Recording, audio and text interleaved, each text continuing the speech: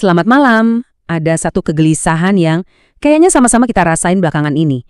Sebuah pertanyaan yang sering banget kita dengar, entah itu di obrolan santai, di media sosial, atau bahkan di ruang rapat yang paling serius sekalipun.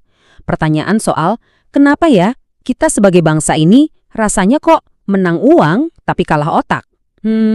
Mungkin kedengarannya agak nyelikit ya, tapi ini kan lahir dari sebuah kecemasan yang nyata. Nah, malam ini yuk kita coba selami salah satu akarnya yang paling dalam.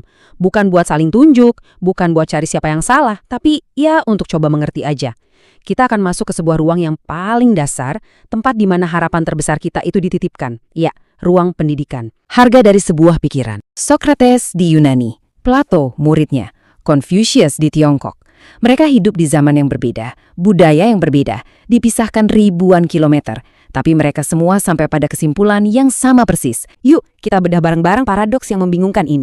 Oke, sebelum kita bongkar lebih jauh lagi, saya mau ajak Anda untuk ikut jadi bagian dari misi kita di sini. Membangun budaya berpikir kritis. Caranya gampang, cukup klik tombol subscribe, itu sangat berarti buat kami. Dan sambil menyimak nanti, kalau ada unek-unek atau pendapat, langsung aja tulis di kolom komentar ya. Kita jadikan ini ruang diskusi yang sehat. Di sinilah kita pengen anak-anak kita itu nggak cuma diisi kepalanya, tapi diasah juga cara berpikirnya.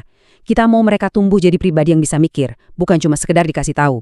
Pribadi yang bisa bedain mana yang benar, mana yang salah, bukan karena hafalan, tapi karena mereka benar-benar paham.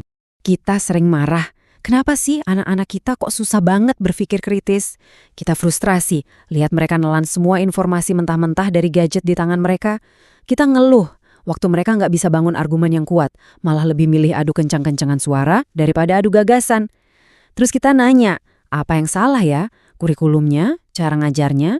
Kita nunjuk kemana-mana, cari-cari kambing hitam buat masalah yang rasanya gede dan rumit banget ini. Tapi, pernah nggak kita berhenti sejenak dari semua kemarahan itu dan nanya dengan jujur ke diri sendiri, berapa harga yang kita bayar untuk orang yang kita tuntut untuk ngajarin anak-anak kita berpikir? Bukan cuma ngajarin mereka baca, tulis, atau ngitung ya, tapi berpikir. Sebuah pekerjaan yang paling abstrak, paling susah diukur hasilnya dalam waktu dekat, tapi justru paling nentuin masa depan sebuah peradaban. Karena mungkin masalahnya itu bukan di muridnya. Mungkin selama ini kita bertanya di tempat yang salah, ke orang yang salah. Mungkin akar masalahnya justru tersembunyi di tempat yang paling kelihatan, tapi paling sering kita abaikan. Karena ngelihatnya aja udah bikin kita nggak nyaman. Coba deh, kita geser fokus kita sebentar. Dari sistem yang besar dan abstrak itu ke manusianya. Ke sosok yang tiap pagi datang ke sekolah, seringnya lebih pagi dari siapapun, dan pulangnya paling belakangan. Sosok yang kita panggil guru. Dan lebih spesifik lagi, yuk kita bicarakan mereka yang ada di garda paling depan, tapi dengan bekal paling tipis. Para guru honorer, para pendidik non-PNS, pahlawan tanpa tanda jasa yang sesungguhnya. Di pundak mereka, kita letakkan sebuah tanggung jawab yang luar biasa besar. Sebuah beban yang kedengarannya puitis, tapi sekaligus ngeri. Masa depan bangsa. Kita pengen mereka nanamin nilai, ngebentuk karakter, nyalain api rasa ingin tahu, dan tentu aja ngajarin cara berpikir kritis. Kita titipin kaset kita yang paling berharga, anak-anak kita, ke mereka dengan harapan penuh mereka bisa membentuknya jadi manusia yang utuh. Dan sebagai imbalannya, sebagai penghargaan atas tanggung jawab segede itu, apa yang kita berikan? Seringkali jawabannya adalah hening. Sebuah keheningan yang memekakkan telinga. Sebuah angka yang bahkan buat disebutin aja rasanya canggung. Kita membalas sebuah pengabdian untuk masa depan dengan penghargaan yang bahkan gak cukup buat ngejamin masa kini mereka. Sebuah ironi yang terus-menerus kita rawat. Terus, apa yang terjadi kalau logika ini dijalanin terus? Konsekuensinya, ini bukan teori loh, tapi realitas sehari-hari. Gurunya harus cari kerjaan sampingan. Pagi ngajar matematika, sore jadi ojek online, malamnya jaga warung.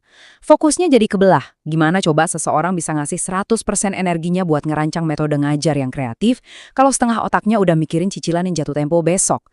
Idealisme yang dulu berkobar-kobar pas pertama milih profesi ini, pelan-pelan terkuras. Bukan karena mereka nggak cinta sama pekerjaannya ya, tapi karena kenyataan maksa mereka milih antara idealisme dan isi perut. Pengembangan diri, kayak ikut seminar atau beli buku baru buat nambah wawasan, itu jadi sebuah kemewahan yang rasanya jauh banget. Nah, disinilah kita nemuin sebuah logika yang kebolak-balik. Sebuah ironi sosial yang tajam banget. Saya coba gambarkan dengan sebuah perbandingan, dan ini perlu saya tegaskan dari awal ya. Ini bukan buat merendahkan profesi apapun. Semua pekerjaan itu terhormat, ini adalah kritik terhadap sistem nilai kita sebagai masyarakat. Bayangin deh ada sebuah program besar untuk bangsa, misalnya program makan bergizi. Di program itu ada yang tugasnya masak, ada yang nyajiin, dan setelah selesai ada yang tugasnya bersihin piring-piring kotor. Tentu aja orang yang bersihin piring ini dapat upah yang layak sesuai kerjaannya. Itu benar dan adil. Tenaganya dihargai, waktunya dihargai, pekerjaannya yang kelihatan nyata dihargai dengan rupiah yang nyata. Sekarang, bayangin program besar lainnya, mencerdaskan kehidupan bangsa. Di sini, ada orang yang tugasnya membentuk pikiran, membersihkan cara pandang yang keliru, ngisi jiwa-jiwa muda dengan ilmu dan kebijaksanaan. Tapi entah kenapa, ke mereka ini, kita justru membungkus penghargaan dengan satu kata sakti, ikhlas. Logikanya jadi aneh kan? Yang membersihkan piring kotor dihargai dengan layak, tapi yang membentuk pikiran anak bangsa diminta untuk ikhlas. Sekali lagi ya, kritiknya bukan pada profesinya, tapi pada sistem nilai kita yang aneh. Kita tuh seolah-olah lebih nyaman menghargai pekerjaan yang hasilnya kelihatan langsung secara fisik. Dan jadi gagap waktu harus menghargai sebuah pekerjaan yang hasilnya baru akan kelihatan 20 tahun dari sekarang. Dalam bentuk sebuah generasi yang cerdas, beradab, dan kritis. Kita kejebak dalam pandangan jangka pendek yang tragis. Dan ironisnya, masalah ini, logika yang kebolak-balik ini bukanlah hal baru. Ini bukan penyakit khas Indonesia di abad 21. Ini adalah sebuah peringatan kuno yang udah disuarakan ribuan tahun lalu oleh para pemikir terbesar dalam sejarah. Kita cuma milih untuk nggak mendengarkannya. Seolah-olah kita bisa ngakalin hukum peradaban. Coba kita mundur jauh, ke Athena, lebih dari 2000 tahun yang lalu. Ada seorang filsuf tua bernama Socrates. Dia ngajarin kalau pendidikan itu sejatinya bukan soal ngisi kepala murid pakai fakta, seolah-olah kepala mereka itu cuma bejana kosong. Bukan. Pendidikan, kata dia, adalah soal menyalakan api di dalam jiwa. Ngajarin cara bertanya, cara meragukan, cara berpikir. Dan api itu cuma bisa dinyalain sama seseorang yang jiwanya sendiri juga menyala. Dari pemikirannya, kita bisa tarik satu peringatan sederhana. Sebuah bangsa yang tidak menghargai para pendidiknya, para penyala apinya, pada akhirnya akan kehilangan kebijaksanaannya. Mereka mungkin punya banyak orang yang hafal banyak hal, tapi mereka nggak punya pemikir. Muridnya, Plato, melangkah lebih jauh. Di karyanya tentang negara ideal, dia nulis kalau kualitas sebuah negara itu ditentukan oleh kualitas para pendidiknya. Karena merekalah arsitek jiwa warga negaranya. Logikanya jelas. Gimana mungkin seorang guru yang hidupnya sendiri penuh cemas soal hari esok, yang pikirannya dipenjara oleh kesulitan ekonomi, bisa membentuk sebuah jiwa yang merdeka pada murid-muridnya? Jiwa yang bebas itu kan tujuan tertinggi pendidikan, tapi jiwa yang terbelenggu oleh kesulitan nggak akan bisa membebaskan jiwa yang lain. Di belahan dunia lain, di Tiongkok kuno, Confucius juga ngajarin hal yang mirip. Buat dia, guru itu fondasi dari tatanan sosial dan moral. Mereka itu penjaga keharmonisan. Kalau sang guru, si fondasi ini, diperlakukan dengan rendah dan gak dihargai, ya jangan kaget kalau bangunan masyarakat di atasnya jadi goyah. Masyarakat itu bakal kehilangan kompas moralnya karena orang yang seharusnya jadi penunjuk arah lagi sibuk berjuang buat bertahan hidup. Jadi, Anda lihat kan, Socrates, Plato, Confucius, mereka hidup di zaman yang beda, di peradaban yang beda, tapi mereka sampai pada kesimpulan yang sama. Ini adalah sebuah peringatan kuno yang terus kita abaikan. Seolah-olah kita ngerasa lebih pintar dari sejarah peradaban itu sendiri. Seolah-olah hukum sebab akibat itu nggak berlaku buat kita. Oke, sekarang mari kita tarik semua benang ini kembali ke pertanyaan kita di awal. Kenapa anak-anak kita sulit berpikir kritis? Dengan semua yang udah kita bahas, jawabannya mungkin mulai kelihatan lebih jelas. Ini bukan sebuah misteri. Ini adalah sebuah konsekuensi logis dari sebuah sistem yang kita rancang sendiri. Ketika profesi guru nggak dihargai secara layak, ya, terciptalah lingkaran setan. Para pendidik berkualitas yang udah ada di dalam sistem, pelan-pelan bakal cari jalan keluar. Mereka yang punya pilihan lain, ya bakal ngambil pilihan itu. Terus anak-anak muda yang paling cerdas, lulusan-lulusan terbaik, bakal mikir 1000 kali sebelum milih ngajar sebagai jalan hidup. Akibatnya, regenerasi guru berkualitas jadi macet.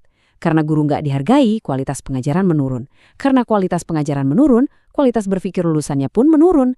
Dan generasi yang cara berpikirnya nggak terasah ini nanti akan jadi pemimpin yang, ya, kembali tidak menghargai pendidikan. Gitu aja terus. Potensi intelektual sebuah bangsa akhirnya terkunci. Bukan karena kita nggak punya bibit unggul, tapi karena kita ngebiarin ladang persemayannya kering kerontak. Jadi, apakah kita ini benar-benar kekurangan orang pintar? Apa bangsa ini memang ditakdirkan untuk terus-terusan jadi pasar, bukan jadi produsen pemikiran? Apa kita memang kalah otak?